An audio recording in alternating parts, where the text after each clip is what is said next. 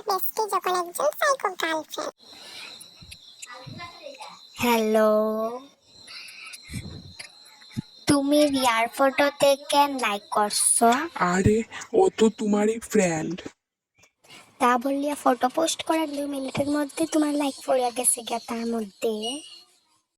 তার photo post করার অপেক্ষাতে ছিলা তুমি? আরে বাহ।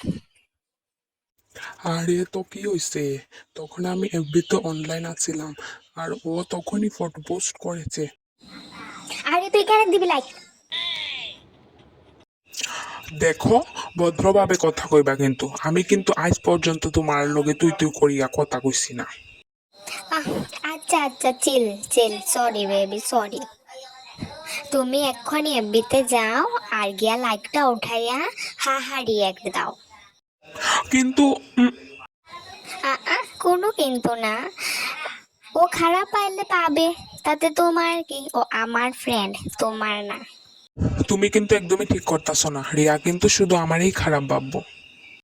আরে তো ও আর খারাপ হয় তোর কি যায় আসে? ভদ্রতা বজায় রাখো, বুঝছো? আমি কিন্তু বয়সে তোমার থেকে 7 বছরের আরে বড়। মেন্টালিটির দিক থেকে আমি তোর থেকে বড়।